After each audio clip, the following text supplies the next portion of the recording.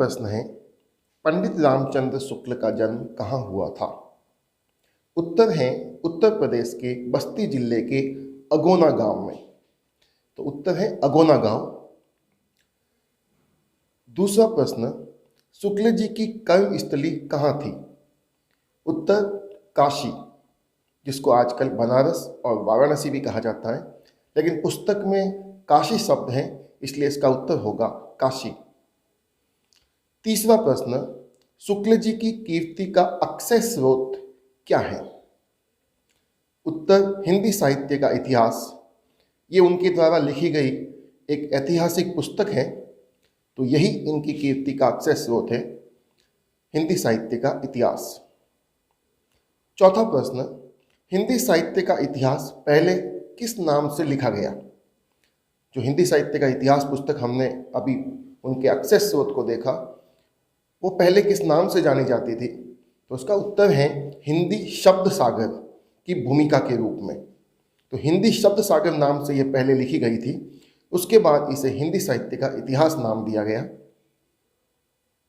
पांचवा प्रश्न, रामचंद्र शुक्ल द्वारा रचित 4 रचनाओं के नाम लिखिए। चूंकि ऑब्जेक्टिव सवाल में ये भी पूछा जा सकता है निम्न में से कौन सी रामचंद्र शुक्ल की रचना नहीं है, निम्न में से कौन सी रामचंद्र शुक्ल की रचना है, तो इसलिए हम उनके द्वारा रचित 4 प्रमुख रचनाएं देख लेते हैं एक बार। चिंतामणि, गोस्वामी तुलसीदास, रस मीमांसा और जायसी ग्रंथावली, ये रामचंद्र शुक्ल की द्वारा रचित हैं। पांचवा प्रश्न, चिंतामणि जो रामचंद्र शुक्ल द्वारा रचित है, चिंतामणि कितने खंडों में रचित हैं? उत्तर है इसका 4। सातवां प्रश्न, प्रेमघन की छाया स्मृति शुक्ल जी की किस प्रकार की रचना है? उत्तर संस्मरणात्मक निबंध। प्रेमघन की छाया स्मृति जो इस पाठ हमारे पाठ्य पुस्तक में है, जो हमारे सिलेबस में है, वह एक संस्मरणात्मक निबंध है। प्रश्न हो सकता है प्रेमघन की छाया स्मृति शुक्ल जी की किस प्रकार की रचना है, और नीचे अलग अलग चित्रात्मक वर्णनात्मक ऑप्शन दे दे, तो उत्तर होगा इसका संस्मरणात्मक निबंध। आठवां प्रश्न, प्रेमघन की छाया स्मृति में किसका वर्णन है? ये प्रश्न कई प्रकार से बन सकता है, इसलिए पूरा उत्तर इसका लिख दिया गया। इसमें से किसी भी प्रकार से प्रश्न पूछा जाए तो हमारे पास इसका उत्तर तैयार मिलेगा। तो प्रश्न प्रेमघन की छाया स्मृति में किसका वर्णन है? उत्तर इसमें भारतेंदु मंडल के रचनाकारों, विशेषतः प्रेमघन के व्यक्तित्व का शुक्ल जी के जीवन पर क्या प्रभाव पड़ा और किस प्रकार हिंदी के प्रति आकर्षित किया, उसका वर्णन किया गया है। 9वां प्रश्न, रामचंद्र शुक्ल के पिता किस भाषा के अच्छे ज्ञाता थे? उत्तर फारसी। यह एक ऐसा सवाल है जो हमें कंफ्यूज कर सकता है। उत्तर अगर हिंदी, संस्कृत और अंग्रेजी और फारसी दे दे तो हम सोच भी नहीं सकते कि फारसी हो सकता है, लेकिन इसका उत्तर है फारसी। रामचंद्र शुक्ल के पिता फारसी भाषा के अच्छे ज्ञाता थे। 10वां प्रश्न, शुक्ल के पिता किस प्रकार की कविताओं के प्रेमी थे? उत्तर है पुरानी हिंदी कविता के। 11वां प्रश्न, फारसी कवियों की उक्तियों को हिंदी कवियों की उक्तियों से मिलाने में किसे बड़ा आनंद आता था? उत्तर रामचंद्र शुक्ल के पिता को। ऑप्शन में रामचंद्र शुक्ल भी दिया जा सकता है, तो इसका उत्तर होगा रामचंद्र शुक्ल जी के पिता को। प्रश्न 12, रामचंद्र शुक्ल के पिता रात को घर के लोगों को एकत्र करके कौन सी पुस्तक पढ़कर सुनाया करते थे? 2 पुस्तकें थी। उत्तर है रामचरितमानस और रामचंद्रिका। प्रश्न ये भी पूछा जा सकता है कि कौन सी पुस्तक पढ़ के नहीं सुनाते थे, तो एक ऑप्शन इन दोनों में से दे दे, रामचरितमानस और रामचंद्रिका, और बाकी 3 अलग पूछ ले। तो उत्तर हमें ध्यान रहना चाहिए कि वो 2 पुस्तकें पढ़ करके लोगों के घर के लोगों को सुनाया करते थे, एक रामचरितमानस और एक रामचंद्रिका। 13वां प्रश्न, शुक्ल जी के पिता को किस लेखक के नाटक अधिक प्रिय थे? उत्तर है भारतेंदु जी के, भारतेंदु हरिश्चंद्र। प्रश्न 14, शुक्ल जी के पिता का तबादला कहाँ से कहाँ हुआ? तो उनका उत्तर है, उनका तबादला हमीरपुर जिले की राठ तहसील से मिर्जापुर में हुआ था। प्रश्न 15, मिर्जापुर तबादला होने के समय रामचंद्र शुक्ल की उम्र कितनी थी? उत्तर 8 वर्ष। प्रश्न 16, भारतेंदु जी के कौन से मित्र मिर्जापुर में रहते थे? उत्तर उपाध्याय बद्री नारायण चौधरी प्रेमघन, जिनसे वे मिले थे। तो हो सकता है ऑप्शन पूरा नहीं दे, केवल बद्री नारायण चौधरी दे दे, केवल उपाध्याय बद्री नारायण दे दे, केवल प्रेमघन दे दे। तो ये सब एक ही व्यक्ति के नाम हैं, उपाध्याय बद्री नारायण चौधरी प्रेमघन, जो भारतेंदु जी के परम मित्र थे और मिर्जापुर में रहते थे। इन्हीं के माध्यम से लेखक की भारतेंदु जी से भेंट हुई थी। 17वां प्रश्न, क्षमा करें, प्रेमगन जी से, रामचंद्र शुक्ल के घर से प्रेमगन के घर की दूरी कितनी थी? ये दूरी थी लगभग 1.5 मील। तो उत्तर 1.5 मील। 1 मील लगभग 1.66 किलोमीटर के आसपास होता है, लेकिन वहां उत्तर किताब के अंदर ये दूरी हमें मील में दी हुई है, तो वह दूरी है 1.5 मील।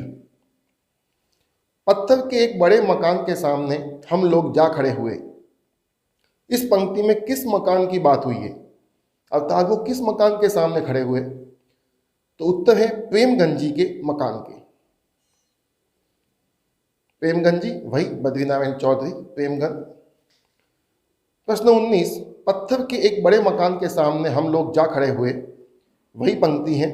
इसी से दूसरा प्रश्न बना है, इस पंक्ति में हम शब्द का प्रयोग किसके लिए हुआ है?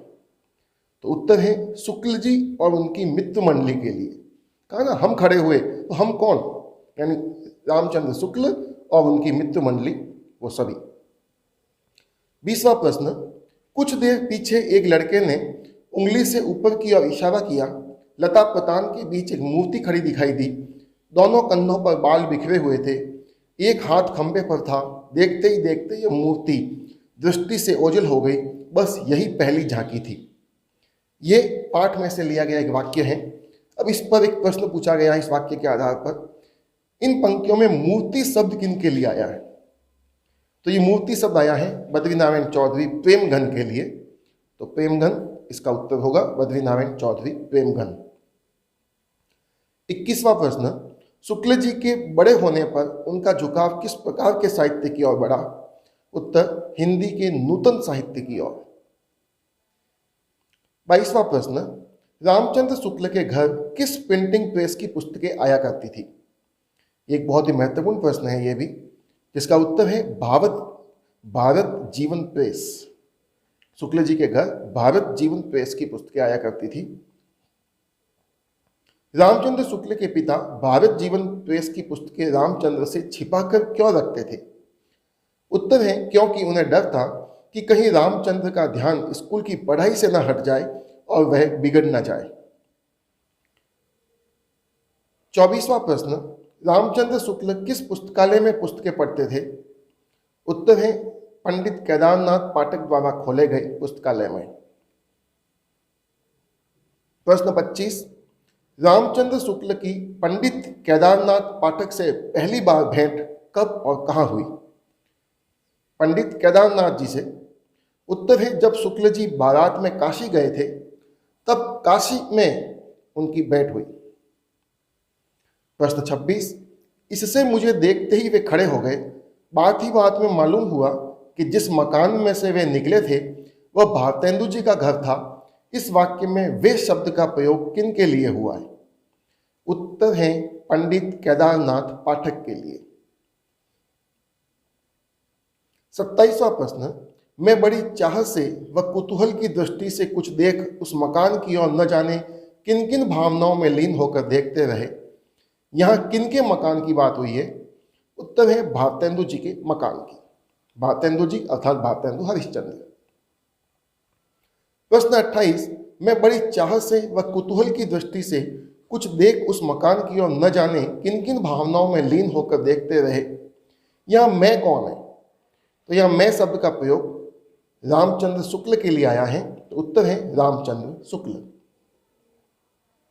प्रश्न 29, भारतेंदु जी के मकान के नीचे का यह हृदय परिचय बहुत शीघ्र गहरी मैत्री में परिणत हो गया। यह किसकी मित्रता की बात हुई है, किसकी गहरी मैत्री की बात हुई है, तो उत्तर है रामचंद्र शुक्ल और केदारनाथ पाठक की मित्रता। प्रश्न 30, शुक्ल की समवयस्क हिंदी प्रेमियों की मंडली बन गई जिनमें वे हिंदी में ही बातचीत करते थे। यहाँ जिस समवयस्क हिंदी प्रेमियों की बात हुई है उस समय शुक्ल जी की उम्र कितनी थी, तो उनकी उम्र थी 16 वर्ष, तो उत्तर है इसका 16 वर्ष। प्रश्न 31, शुक्ल की समवयस्क हिंदी प्रेमियों की मंडली बन गई जिनमें वे हिंदी में ही बातचीत करते थे। वही वाक्य, प्रश्न इसी वाक्य का बदल गया। ये मंडली किस शब्द का प्रयोग करते थे, तो इसका उत्तर है निस्संदेह। यह बहुत ही महत्वपूर्ण प्रश्न है, इसे नोट किया जाए, निस्संदेह। प्रश्न 32, शुक्ल की समवयस्क हिंदी प्रेमियों की मंडली बन गई, वापस उसी वाक्य पर आधारित प्रश्न है, जिनमें वे हिंदी में ही बातचीत करते थे। इस मंडली में मुख्य रूप से कौन कौन शामिल थे, क्योंकि कहा कि हिंदी प्रेमियों की मंडली बन गई, तो ये मंडली में कौन कौन थे, तो मंडली में थे रामचंद्र शुक्ल, श्रीयुत काशी प्रसाद जायसवाल, बाबा भगवान दास हालना, पंडित बद्री नारायण गौड़ और पंडित उमाशंकर द्विवेदी। ये प्रश्न इस प्रकार भी पूछा जा सकता है कि उनकी इस मंडली में कौन शामिल नहीं था, तो एक नाम इनमें से दे दे और 3 अलग दे दे। ये भी हो सकता है कि इनमें से कौन शामिल था नहीं था, एक दे दे, 3 इसमें से दे दे, एक अलग दे दे, तो कौन शामिल नहीं था, तो वो जो अलग होगा वह हो जाएगा। तो ये नाम हमें ध्यान होना चाहिए। उनकी मंडली में रामचंद्र शुक्ल, श्रीयुत काशी प्रसाद जायसवाल, बाबा भगवान दास हालना, पंडित बद्री नारायण गौड़, पंडित उमाशंकर द्विवेदी शामिल थे। अगला प्रश्न 33, मैं भी अब अपने को एक लेखक मानने लगा था। इस वाक्य में मैं और अब शब्द किसके अर्थ में प्रयुक्त हुए हैं, तो इस वाक्य में मैं का अर्थ है पंडित रामचंद्र शुक्ल के लिए और अब का मतलब है 16 वर्ष की उम्र में। प्रश्न 34, कचहरी के आसपास वाले उर्दू बोलने वाले जज, वकील, मुख्तार आदि ने शुक्ल जी की हिंदी प्रेमियों की मित्र मंडली का क्या नाम रखा था, उत्तर निस्संदेह। यह भी एक महत्वपूर्ण प्रश्न है। जिस शब्द का वो बार बार प्रयोग करते थे, निस्संदेह निस्संदेह, तो ये उन उर्दू बोलने वालों को थोड़ा अजीब लगता था, इसलिए उनका नाम रख दिया निस्संदेह। प्रश्न 35, इन्हें हिंदी का बड़ा शौक है। यह वाक्य किसने, किससे और किसके लिए कहा, तो उत्तर है रामचंद्र शुक्ल के पिता ने मुसलमान जज साहब को रामचंद्र शुक्ल के लिए कहा। इसमें एक में ही 3 प्रश्न हैं, तीनों ही अलग अलग बनाए जा सकते हैं, लेकिन याद रखने की दृष्टि से इसको एक में ही डाल दिया गया ताकि हमें याद रहे। तो ये वाक्य रामचंद्र शुक्ल के पिता ने कहा, मुसलमान जज साहब को कहा और रामचंद्र शुक्ल के लिए कहा। प्रश्न 36, आपको बताने की जरूरत नहीं, मैं तो इनकी सूरत देखते इस बात से वाकिफ हो गया। इस वाक्य में मैं और इनकी शब्द किसके लिए आया है, क्योंकि मैं तो इनकी सूरत, तो मैं है मुसलमान जज साहब, यानी ये वाक्य उन्होंने कहा है। इनकी शक्ल, तो इनकी सूरत किनकी, रामचंद्र शुक्ल की, तो मैं शब्द मुसलमान जज साहब के लिए और इनकी शब्द रामचंद्र शुक्ल के लिए आया है। प्रश्न 37, आपको बताने की जरूरत नहीं, मैं तो इनकी सूरत देखते इस बात से वाकिफ हो गया। उसी वाक्य पर आधारित प्रश्न अलग, जज साहब शुक्ल की किस बात से वाकिफ हो गए थे, उत्तर है हिंदी का शौक रखने की बात से। प्रश्न 38, हम लोग उन्हें एक पुरानी चीज समझा करते थे। वाक्य में हम लोग किन के लिए आया है, उत्तर रामचंद्र शुक्ल और उनके मित्रों के लिए। प्रश्न 39, हम लोग उन्हें एक पुरानी चीज समझा करते थे। उसी वाक्य पर आधारित दूसरा प्रश्न, वाक्य में शुक्ल और उनकी मित्र मंडली किसे पुरानी चीज समझते थे, उत्तर है प्रेमघन जी, अर्थात उपाध्याय बद्री नारायण चौधरी प्रेमघन को। प्रश्न 40, बसंत पंचमी और होली इत्यादि अवसरों पर किनके यहाँ नाच रंग और उत्सव होता था? तो इसका भी उत्तर वही है, बद्री नारायण चौधरी प्रेमघन जी के यहाँ। प्रश्न 41, उनकी बातचीत का ढंग उनके लेखों के ढंग से एकदम निराला था। यहाँ किन की बात हो रही है? वही उत्तर, बद्री नारायण चौधरी प्रेमघन की। प्रेमघन जी की बातचीत का ढंग उनके लेखों के ढंग से निराला होता था। प्रश्न 42, प्रेमघन प्रत्येक पक्ष के पहले किस शब्द का प्रयोग करते थे? उत्तर है क्यों साहब। कोई भी प्रश्न वो पूछते, प्रत्येक प्रश्न के पहले वो क्यों साहब कह करके इस शब्द का प्रयोग करते थे, जिसे हम तकिया कलाम कहते हैं। तो ये उनका एक प्रकार से प्रश्न के पहले लगाया गया तकिया कलाम था, क्यों साहब। प्रश्न 43, वे लोगों को प्राय बनाया करते थे। यहाँ वे शब्द का प्रयोग किन के लिए हुआ है, यानी वे बनाते थे, कौन? तो उत्तर है बद्री नारायण चौधरी प्रेमघन। वे लोगों को प्राय बनाया करते थे। प्रेमघन लोगों को क्या बनाया करते थे? उत्तर है उपहास का पात्र। यह भी एक महत्वपूर्ण प्रश्न है, क्योंकि इसके ऑप्शन देख करके कोई भी कंफ्यूज हो सकता है। ऐसे ऑप्शन इसमें दिए जा सकते हैं, तो इसका उत्तर हमें ध्यान होना चाहिए कि बद्री नारायण चौधरी प्रेमघन लोगों को उपहास का पात्र बनाया करते थे। प्रश्न 45, पाठ के अनुसार किसका संवाद सुनने लायक होता था? तो उत्तर बद्री नारायण चौधरी प्रेमघन का। मिर्जापुर में पुरानी परिपाटी के एक बहुत ही प्रतिभाशाली कवि रहते थे, उस कवि का क्या नाम था? उत्तर है वामनाचार्य गिरी। ये भी एक महत्वपूर्ण प्रश्न है। मिर्जापुर में जो प्रतिभाशाली पुरानी परिपाटी के कवि थे, उनका नाम था वामनाचार्य गिरी। 47वां प्रश्न, पाठ के अनुसार सड़क पर चलते समय वामनाचार्य गिरी किस विषय पर या किस पर कविता जोड़ रहे थे? तो उत्तर है बद्री नारायण चौधरी प्रेमघन पर। प्रेमघन जी पर भी वो कविता लिख रहे थे, जोड़ रहे थे, बना रहे थे। प्रश्न 48, वामनाचार्य के द्वारा रचित कविता का अंतिम अंश क्या था? उत्तर है खंबा टेक खड़ी जैसे नारी मुगलाने की। ये उनकी कविता का अंतिम भाग था। प्रश्न 49, खंबा टेक खड़ी जैसे नारी मुगलाने की कविता के इस अंश में नारी मुगलाने की शब्द किसके लिए आया है? तो उत्तर है प्रेमघन के लिए।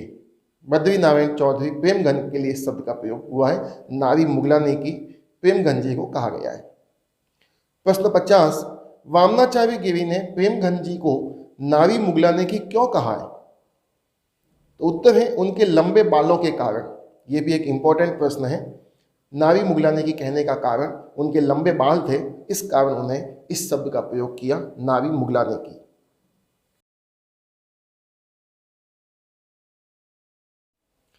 प्रश्न 51, आज एकादशी थी, कुछ जल खाया है। यह कथन किसके द्वारा कहा गया है? उत्तर एक पंडित जी के द्वारा। प्रश्न 52, उर्दू बेगम नामक पुस्तक के लेखक कौन हैं? उत्तर है पंडित लक्ष्मी नारायण चौबे, बाबा भगवान दास हालना और बाबा भगवान दास मास्टर। ये उर्दू बेगम पुस्तक के लेखक हैं। तो ये प्रश्न इस प्रकार भी बन सकता है कि उर्दू बेगम लेखक या उर्दू बेगम नामक पुस्तक के लेखक कौन नहीं है? तो 3 ये नाम दे दे, चौथा अलग दे दे। या उर्दू बेगम पुस्तक के लेखकों में शामिल हैं, तो अलग अलग 2-2 के जोड़े बना के, 3-3 के जोड़े बना के दे दे। तो ये 3 नाम हमें ध्यान रहने चाहिए। उर्दू बेगम पुस्तक के लेखक पंडित लक्ष्मी नारायण चौबे, बाबा भगवान दास हालना और बाबा भगवान दास मास्टर है। प्रश्न 53, उर्दू बेगम नामक पुस्तक का विषय क्या है? तो इसका उत्तर है उर्दू की उत्पत्ति और प्रचार आदि का वृतांत एक कहानी के माध्यम से समझाया गया है। प्रश्न 54, उर्दू बेगम नामक पुस्तक का प्रकार है? उत्तर विनोदपूर्ण। ये एक महत्वपूर्ण प्रश्न है, क्योंकि हम सोच नहीं सकते कि यह विनोदपूर्ण प्रश्न हो कि पुस्तक हो सकती है। तो इसका उत्तर है उर्दू बेगम एक विनोदपूर्ण पुस्तक है। प्रश्न 55, अबे फूट जाई तब चलत आवह, उक्त कथन किसने किससे कहा? यह प्रेमघन ने अपने नौकर को कहा जब वो लैंप गिर गया था, उस समय जब कर रहा था, बुझने वाला था। तो उत्तर है प्रेमघन ने अपने नौकर को। प्रश्न 56, अबे फूट जाई तबे चलेत आवह, उक्त कथन में क्या फूटने की बात की गई है? तो उत्तर है लैंप या चिमनी। प्रश्न 57, नागरी को भाषा मानने वाले विद्वान कौन थे? उत्तर उपाध्याय बद्री नारायण चौधरी प्रेमघन, उपाध्याय प्रेमघन, जो नागरी को एक भाषा मानते थे। यह भी एक महत्वपूर्ण प्रश्न है। प्रश्न 58, नागर अपभ्रंश से जो शिष्ट लोगों की भाषा विकसित हुई वही नागरी कहलाई। देवनागरी की यह परिभाषा किसने दी? ये परिभाषा उपाध्याय बद्री नारायण चौधरी प्रेमघन ने दी है। तो उत्तर है उपाध्याय प्रेमघन। प्रश्न 59, उपाध्याय प्रेमघन मिर्जापुर को क्या लिखते थे? तो इसका उत्तर है मीरजापुर। वो इस प्रकार लिखा करते थे। यह भी एक बहुत ही महत्वपूर्ण प्रश्न है। प्रश्न 60, उपाध्याय प्रेमघन के अनुसार मिर्जापुर का क्या अर्थ है? तो उनके अनुसार मिर्जापुर का अर्थ है लक्ष्मीपुर। प्रेमघन मिर्जापुर का अर्थ लक्ष्मीपुर किस कारण मानते थे? तो उसका कारण हमें ध्यान होना चाहिए। किसी भी प्रकार ये प्रश्न पूछा जा सकता है, जिसमें मीर का अर्थ होता है समुद्र, जा का अर्थ होता है पुत्री और पुर का अर्थ पूर्वी है। तो मीरजापुर यानी समुद्र की पुत्री का शहर, पुर यानी लक्ष्मी। मीरजा समुद्र की पुत्री यानी समुद्र की पुत्री कहा गया है लक्ष्मी को, तो लक्ष्मीपुर। प्रश्न 62, इस पुरातत्व की दृष्टि से प्रेम और कुतूहल का अद्भुत मिश्रण रहता है। यह वाक्य किसके संबंध में कहा गया है? तो इसका उत्तर है प्रेमघन के संबंध में। प्रश्न 63, मुख्तार शब्द का क्या अर्थ होता है? मुख्तार का अर्थ होता है अधिकार प्राप्त व्यक्ति। तो उत्तर अधिकार प्राप्त व्यक्ति। प्रश्न 64, पाठ के अनुसार अमला शब्द का अर्थ क्या है? उत्तर कर्मचारी मंडल। प्रश्न 65, प्राकृत भाषाओं का परवर्ती रूप क्या कहलाता है? उत्तर अपभ्रंश। प्राकृत से अपभ्रंश का विकास हुआ था, तो प्राकृत का परवर्ती रूप यानी उसके बाद वाला रूप अपभ्रंश। जो बातें उनके मुंह से निकलती थी उनमें एक विलक्षण वक्रता रहती थी, ये कथन किसके संबंध में है? तो ये उत्तर है बद्री नारायण चौधरी उपाध्याय प्रेमघन, यानी प्रेमघन जी के संबंध में ही है कि जो बातें उनके मुंह से निकलती थी उनमें एक विलक्षण वक्रता रहती थी। प्रश्न 67, किनकी बाल बुद्धि भात्यानु हरिश्चंद्र और सत्यवादी हरिश्चंद्र नाटक के नायक में अंतर नहीं कर पाती थी? तो इसका उत्तर है रामचंद्र शुक्ल। प्रश्न 68, आचार्य रामचंद्र शुक्ल जी का जन्म वर्ष क्या है? तो इसका उत्तर है 1884 ईस्वी। रामचंद्र शुक्ल का जन्म 1884 ईस्वी में हुआ था। प्रश्न 69, प्रेमघन की छाया स्मृति पाठ की विधा क्या है? तो इसका उत्तर है संस्मरणात्मक निबंध। यह एक संस्मरणात्मक निबंध है प्रेमघन की छाया स्मृति। ये प्रश्न पहले भी आया था, पुनः इसको एक विधा के रूप में क्या है? तो संस्मरणात्मक निबंध। प्रश्न 70, शुक्ल जी को घर पर साहित्यिक वातावरण किसके कारण मिला? तो उसका उत्तर है अपने पिताजी के कारण, क्योंकि वो साहित्यिक पुस्तकें भारत जीवन प्रेस की मंगाया करते थे, जिसको चोरी छुपे वो पढ़ा करते थे शुक्ल जी। इसके अलावा रात को सभी घर वालों को एकत्र करके उनको रामचरितमानस और रामचंद्रिका पढ़ के सुनाया करते थे। तो वहाँ से उनको अपने पिताजी से साहित्यिक वातावरण शुक्ल जी को मिला। प्रश्न 71, इसको ऑब्जेक्टिव के रूप में बना दिया मैंने, चौधरी साहब के व्यक्तित्व की विशेषताओं में शामिल नहीं है। ध्यान रखना, हम गलती जहाँ करते हैं परीक्षा के अंदर वह होता है नहीं शब्द को हम ध्यान नहीं देते हैं, फटाफट में या जल्दबाजी में हम शामिल है लिख देते हैं और पहला देखते हैं हाँ ये है, ओके, तो यह नहीं है। पहला रईसी ये है, दूसरा कंजूसी ये भी है, तीसरा मेहमान नवाजी ये नहीं है, और द हास्य व्यंग्य का पुट ये भी है। तो रईसी, कंजूसी और हास्य व्यंग्य का पुट ये बद्री नारायण चौधरी प्रेमघन के व्यक्तित्व की विशेषताएं हैं, लेकिन मेहमान नवाजी उनकी विशेषता नहीं है। प्रश्न 72, चौधरी प्रेमघन साहब कहाँ रहते थे? तो उत्तर है मिर्जापुर। प्रश्न 73, पुनः एक ऑब्जेक्टिव प्रश्न बनाया, निम्न में से असत्य कथन छांटिए। असत्य। इस पाठ में बहुत ही रोचक ढंग से चौधरी जी की रईसी और शौकीन मिजाज का वर्णन किया है, बिल्कुल सही बात है। ब, आचार्य शुक्ल ने इस पाठ में चौधरी बद्रीनारायण प्रेमगन का सुंदर रेखा चित्र खींचा है, ये भी सही है। स, शुक्ल जी ने छंदों के प्रयोग से पाठ की भाषा को जीवंत बना दिया है, नहीं, ऐसा कहीं नहीं हुआ। द, साहित्यिक हिंदी के बीच बीच में देशज शब्दों का सुंदर प्रयोग किया है, जिससे भाषा का प्रभाव अद्भुत रूप से बढ़ गया है, ये भी सही है। तो उत्तर है इसका स, शुक्ल जी ने छंदों के प्रयोग से पाठ की भाषा को जीवंत बना दिया है, ऐसा इस पाठ में कहीं नहीं है। प्रश्न 74, लता प्रतांत शब्द का अर्थ क्या होता है? उत्तर है लता का फैलाव। प्रश्न 75, प्रेमगन जी की स्वभावगत विशेषताओं में थी रईसी, ये तो पहले भी देखा थी विशेषता। दूसरी, बातों में वक्रता, बिल्कुल थी, जब नौकर को बुलाते समय उन्होंने वाक्य प्रयोग किया था। और तबीयतदारी, बिल्कुल ये भी थी। और तो उत्तर द, उपयुक्त सभी, तो उसका उत्तर है द, उपयुक्त सभी। रईसी, बातों में वक्रता और तबीयतदारी, तीनों ही। प्रश्न 76, खंबा टेक खड़ी नारी जैसे मुगलाने की पंक्ति के रचयिता कौन है? तो इसके रचयिता हैं वामनाचार्य गिरि, जो उन्होंने कविता प्रेमगन जी को देख करके लिखी थी, और उसका अंतिम पंक्ति ये थी, तो वामनाचार्य गिरि। प्रश्न 77, प्रेमगन के प्रति शुक्ल जी की दृष्टि कैसी रहती थी? तो उत्तर है पुरातात्विक दृष्टि, यानी को पुराने प्राचीन व्यक्ति की तरह पुरातात्विक दृष्टि। प्रश्न 78, शुक्ल जी के साहित्यिक मंडल की बातचीत अक्सर किस भाषा में होती थी? उत्तर लिखने पढ़ने की हिंदी में हुआ करती थी, तो उनकी बातचीत लिखने पढ़ने की हिंदी में। प्रश्न 79, काव्य बच्चा तो नहीं वाक्यांश किसका उदाहरण है? तो ये एक ठेठ आंचलिक भाषा का उदाहरण है। प्रश्न 80, भारतेंदु हरिश्चंद्र के घनिष्ठ मित्र कौन है? तो इनके घनिष्ठ मित्र उपाध्याय प्रेमगन ही हैं, उपाध्याय बद्रीनारायण चौधरी प्रेमगन। प्रश्न 81, रामचंद्र शुक्ल की मृत्यु किस वर्ष हुई? उत्तर 1941 ईस्वी में।